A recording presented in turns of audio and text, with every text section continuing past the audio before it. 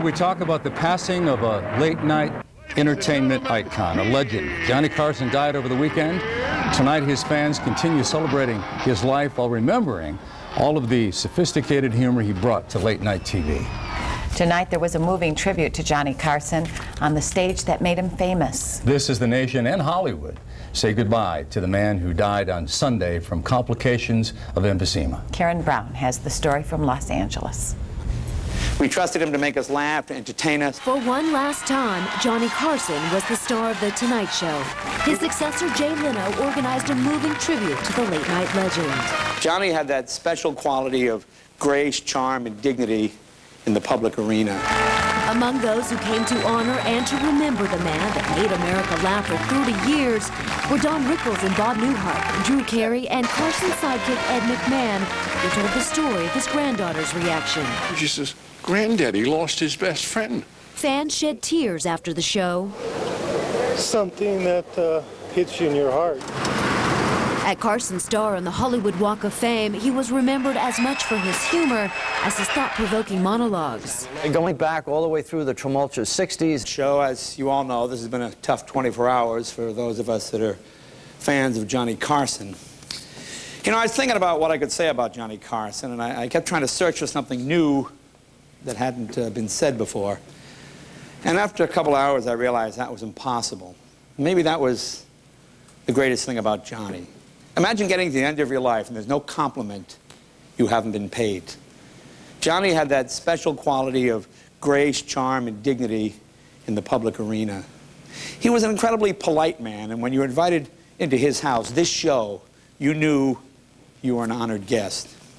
Before he became host of the Tonight Show, he was host of a show called Who Do You Trust?, which was the perfect title for a show starring Johnny Carson, because the truth is, we trusted Johnny. We trusted him to make us laugh, to entertain us, to speak for us with what was truly an American voice. Johnny hosted the show for 30 years. Think about that. These days, some NBC shows don't last 30 days. Something, my God. What made Johnny such a unique talent was, for 30 years, he was hip. But he was smart enough not to be so hip that next year he was out of style. That was a fine, almost impossible line to walk, and no one did it better than Johnny Carson. Johnny never went out of style. As a comedian, he taught me it was okay to be known for doing political humor, but never make the mistake of thinking you're a political commentator. It's okay to satirize the society we live in, just don't start believing that you're a social commentator. You know, people say this country is divided now, but these people forget the 60s and the early 70s. There were daily marches, there were race riots, there were assassinations, there were anti-war demonstrations all the time. We witnessed the most drastic cultural change in American history, but throughout it all, no matter what the state of the world, it seemed to get its sanity back every night at 11:30. Johnny was a constant in our lives, and every night he made us feel okay about it. And as good as Johnny was with the celebrities and the politicians, he was at his best with just ordinary folks. Because they didn't treat him as Johnny Carson, the king of late night. They treated him as Johnny Carson from Nebraska. You know, there's always a moment he would ask him, you say to someone, "Do you ever watch my show?" And the person would always say something like, "No, I don't. I don't stay up late unless there's something worthwhile to do." Well, Johnny loved that. He would laugh and thought that was the greatest thing in the world. And as a performer, I don't think I ever wanted to impress anyone more than Johnny Carson. He had that effect on all comedians. When he gave you the wave, or that wink, or little call over to the desk, nothing before or since has had such a profound effect on me as that one little gesture is, "Hey, come on over here." You know, in the mid-'80s, I started working as a guest host for Johnny, and it's strange. And after all these years, I still feel like a guest in his house, because he really built this place. Everyone who does this for a living owes it to him. Johnny was the best, plain and simple. And the best way to sum it up is, I guess, you know, you had to be there. If you were fortunate enough to be watching during Johnny's 30-year run, consider yourself lucky, because you're not going to see the likes of him ever again. Here's some favorite moments. From Hollywood, The Tonight Show, starring Johnny Carson. And now, ladies and gentlemen, here's Johnny.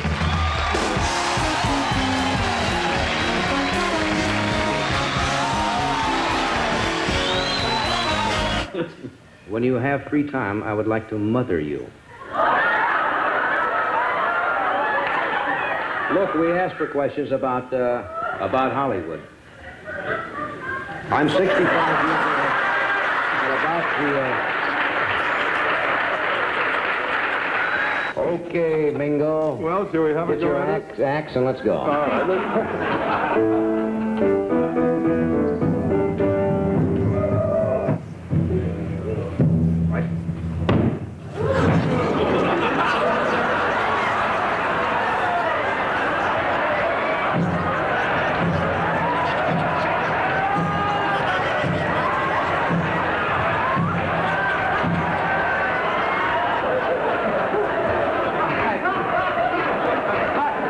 I didn't even know you were Jewish.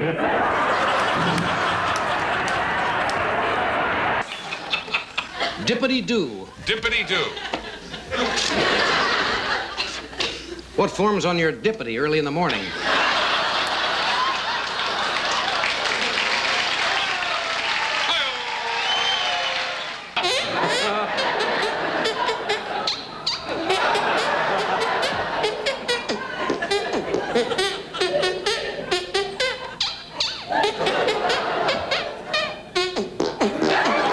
Every Lincoln's birthday, reminds me of my old girlfriend back in Nebraska, Gina Statutory.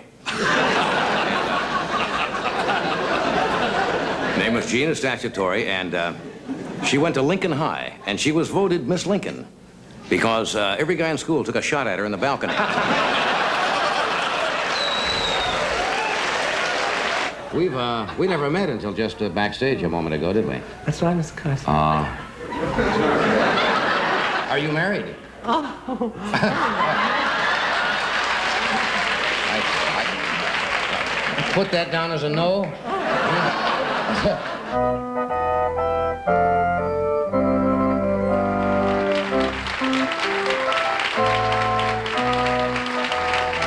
See what happens? I come up with these tunes, and probably Mr. Doc Sorensen knows how this works. You get an idea, and doesn't matter it's afternoon or night. Sometimes I wake up at night at 2 o'clock in the morning, and I come up with a tune, so I pick up accordion, I wake my husband up. I says, Johnny. At 2 o'clock, you wake your husband and play the accordion? I wait when my husband takes a bath, and then I'll take my accordion, sit on the toilet, see John.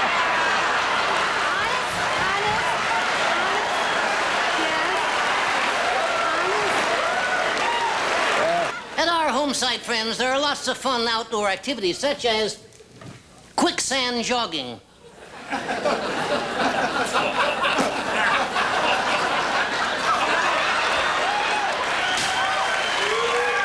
friends, that's your right.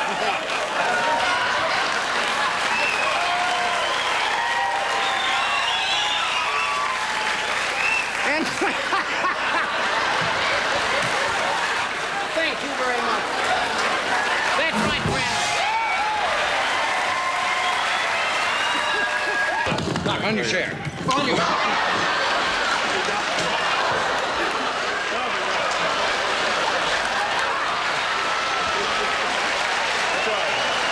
Do you have any phobias at all? phobias. Anything that really... Phobias. A natural fear of something. Well, a lot of people are afraid of the dark. Ed has acrophobia. Right. A fear of heights. Yeah. Yes. We haven't prepared this. Well, I'll tell you what leapt to my mind. You know, I do not like balls coming toward me.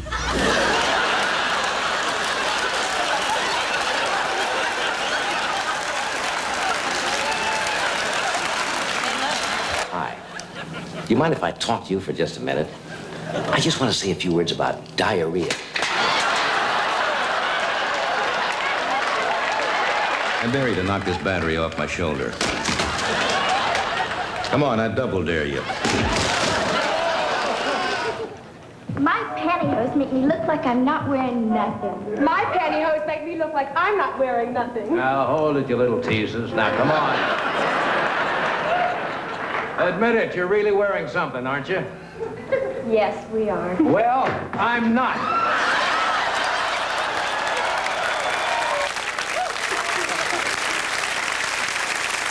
We're right back with Ed McMahon and some more Johnny's good friends right after this. Don't go away.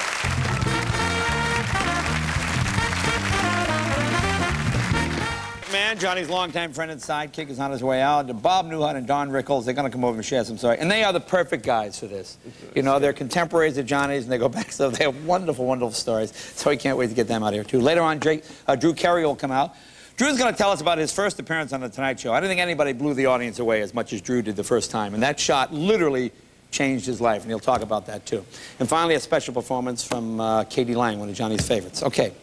Right now, I want to welcome the man who shared the Tonight Show stage with Johnny for 30 years, Mr. Ed McMahon, ladies and gentlemen.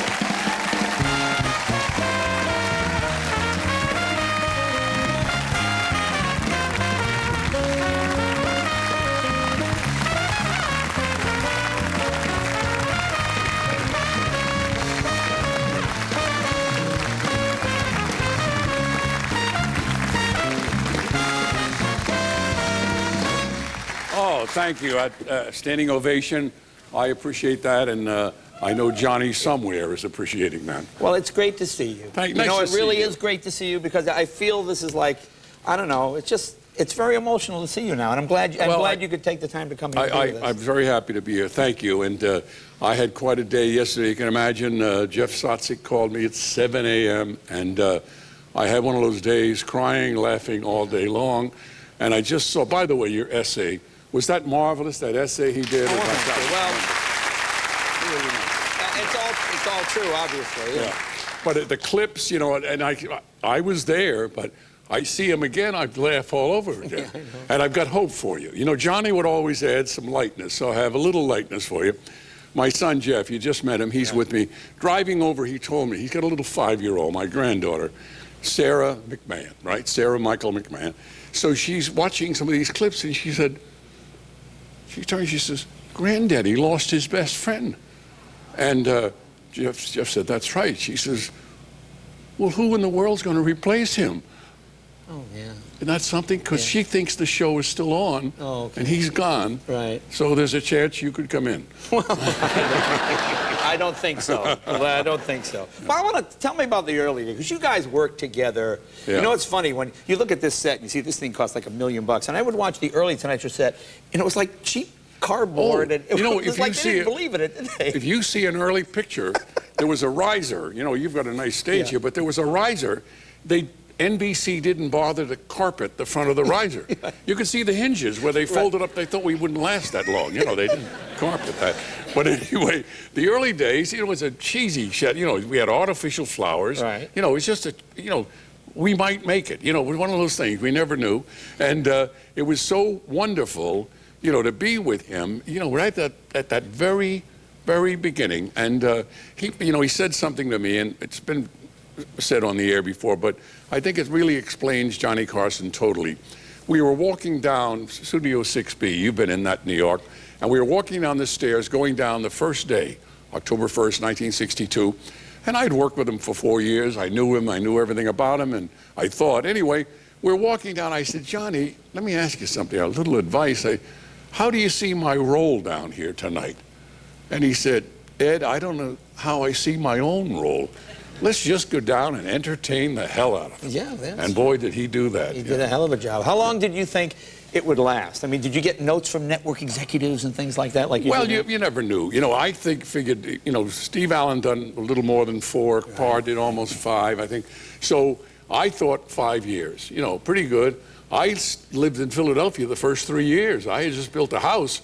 I'm not going to move up to New York, a show that might make it. Why would I do that? You know? Anyway, smart 5 move, years. 5 years. I figured, well, 7. So we did 7. I figured, well, then 10. And finally, my goal was 15. We'll do 15 years. Yeah. What a great story. It'll be wonderful. After that, I just forgot about it. And you know how I'd know that we were going to do any more? In a commercial break, he'd look at me and he said, should we do another year? I said, yeah. He said, okay, I'll tell him we'll do another year. And Johnny was a very complex guy. I mean, I don't pretend to know him. I'd been to dinner and I'd been to his house, but it was, I mean, explain a little bit, because he seemed incredibly shy. Yeah, he was. Oh, totally shy. You know, he was great with 10 million people, lousy with 10. You know, the worst thing in the world. And I did something to him we had a show called Bloopers and Practical Jokes. You may remember with Dick Clark. Yeah. And he produced it. His company produced it. So he caught me leaving the gate here with stuff loaded in the backseat of my car, my limousine, and I thought I was going to be arrested, you know, with all this stuff in the back. I thought my driver had done something wrong. He caught me, nailed me, all right? So I figured I'm going to get back at him. He went to Wimbledon, and we set up a thing in Wimbledon. We made him go to a cocktail party. Brandon Tartikoff says, you got to go to this party. Got him to the party, and all these actors, beautiful British actors, were doing this gibberish. They were talking gibberish, and he was there, and he hated every minute of it. And the guy would say, "Oh, Mr. Carson, you're from for the continent. Oh, I was wondering, have you ever been to London before? Because I know this one, and then I knew, but and they're doing all this gibberish, and Johnny is there, and you can see the sweat starting from the eyebrows, you know, going down. And he's going, you know, that's so nice. And he's looking for some place to hide, right? He almost killed me. Oh, yeah. Oh, he was so mad when he got nailed. Now, we put together some famous favorite moments of you guys together. Some you may have seen, but I think we have some people haven't seen yet. Take a look. The great sage, seer, soothsayer, famous mystic, all-omniscient, and former tax advisor to Governor Reagan, Karnak the Magnificent.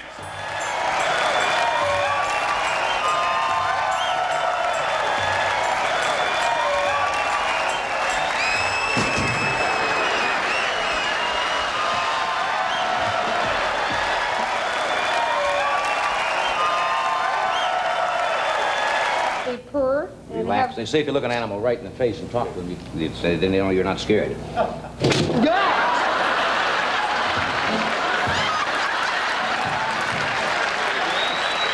The real beef could be the reason.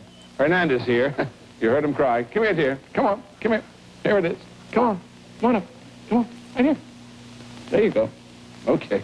He's a little frightened. I'll put it down further. The iron. There you go. Come on. Come on. Come on. Come on, darling. Well, Hernandez is a little spot. Yes, please. Come right, yes, please. Hernandez, nice Hernandez. Alpha. And next time you find yourself looking at the can dog shows, yes, nice Hernandez. I just thought, reach for the can that contains real beef. Alpha. That way you can be sure of giving your dog the meat byproduct and the beef he loves. Now, doesn't your dog deserve Alpha?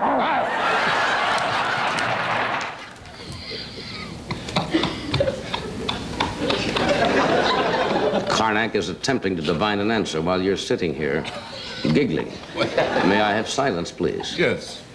You've had it many times before.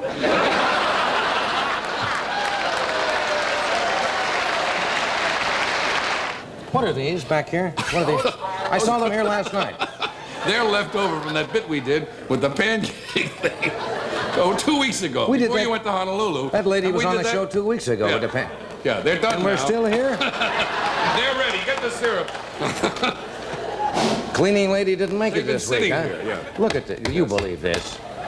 Oh, what a mess. As Billy DeWolf says, Mr. DeWolf says, Mrs. Beamish.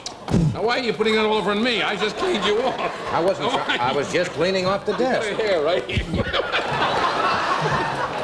All right. Why don't we, do that? Stop.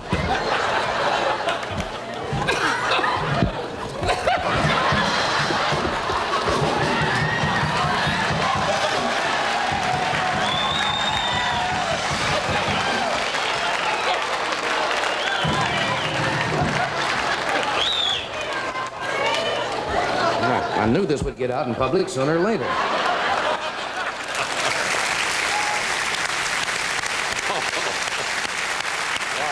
Look, I know they got you running today, and I really appreciate you taking the time to come back and see us. Ed, thank you so much. Ed McMahon, be right back with Bob Newhart and Don Rickles.